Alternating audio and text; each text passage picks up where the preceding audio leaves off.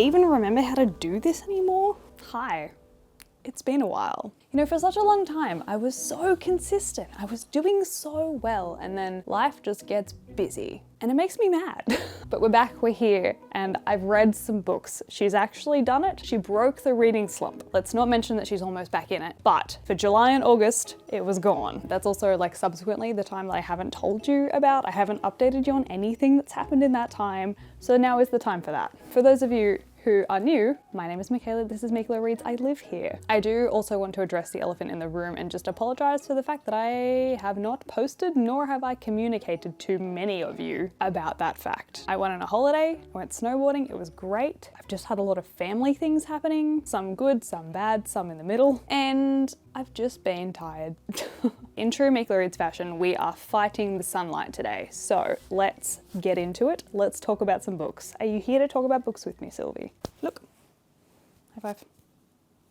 July, I did read. I did read. I listened to A Court of Mist and Fury and A Court of Wings and Ruin. It's the yearly reread. It is what it is.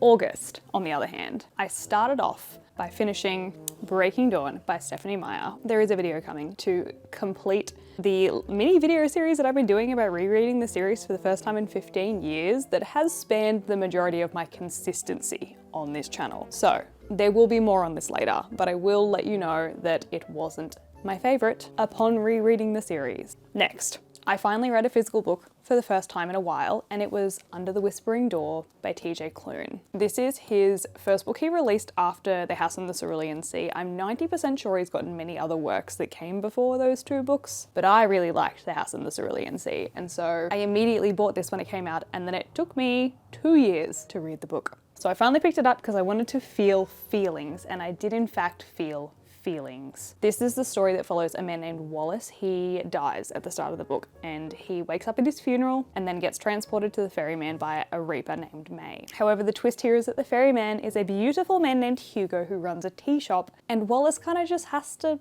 come to terms with his passing, I guess. I started reading it and then I put it down for quite a bit of time, and I really wish that I hadn't put it down for that amount of time because I then ended up reading more than half of it in one day. There's a video about it, you can watch it here.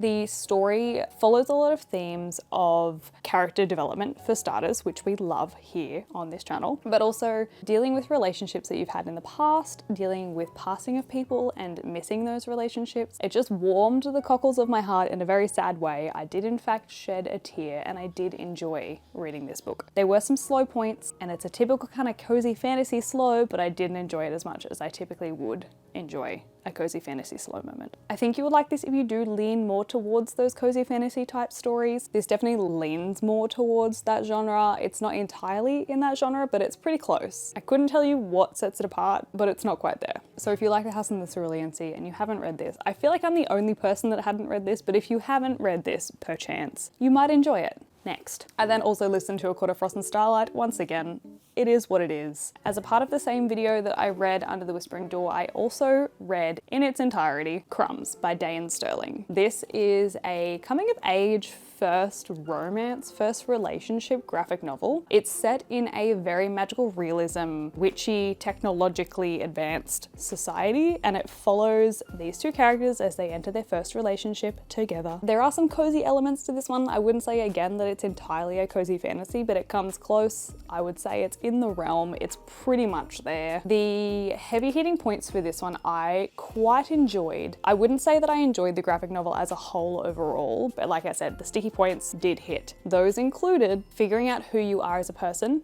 in a relationship, keeping true to yourself when you're in a relationship and how you navigate that with the other person, and then also not changing who you are to match someone else's needs or desires when you're in a relationship, which are all very important topics to be covered in mainstream entertainment and content and media. I said it in the video, but I'll say it again. I really enjoyed the full page layouts and also the little phones that have little people that send messages out of the phone. It's so cute. It was a very, very lovely graphic novel. If you liked Bloom, the graphic novel, and if you like that kind of young adult coming of age type romance story, then this one is definitely for you.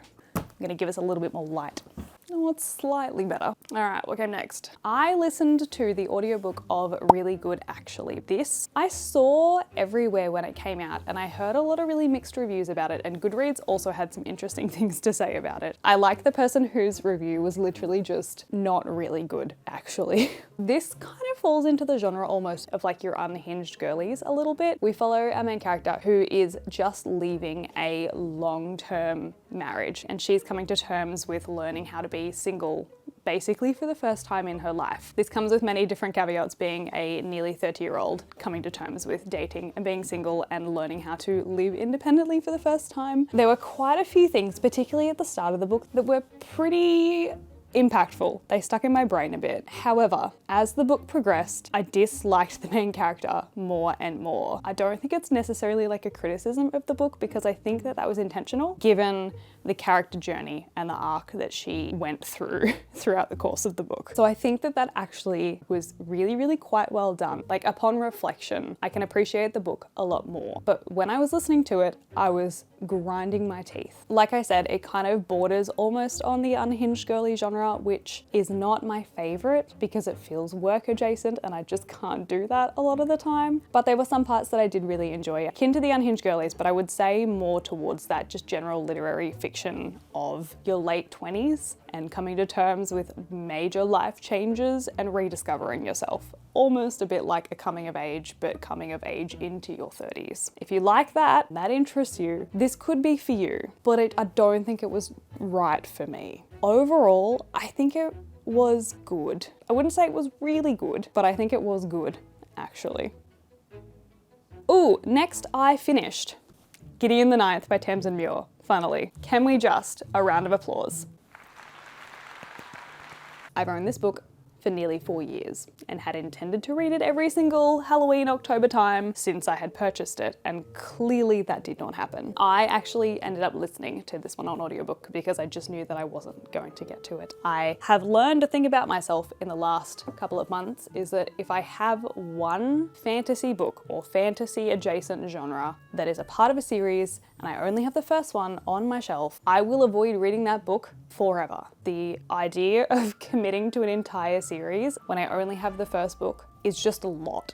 I digress. I listened to Gideon the Ninth, finally. This is a sci-fi, spooky, kind of like Hunger Games meets a sci-fi meets necromancy and science in a way. I really don't know how this book fits into any genre. It's definitely leading more into that sci-fi genre, but there are quite a lot of spooky elements and magic elements that are explained by science but still fit within that fantasy genre. In this we follow Gideon, who is an orphan, and she and her essentially princess are sent to the number 1 colony of this place. So they're in the 9th house. They go to the 1st house to compete for her princess, Harrowhark, to essentially become like this next level necromancer. It's gory, it's funny, the characters were very, very well done. I do enjoy them. It was just so confusing at the start. I had no idea what was happening, and it didn't help that I was listening to it. At the start of the book, you get like a little index of all of the houses and who's in the houses, but I didn't have that to flick back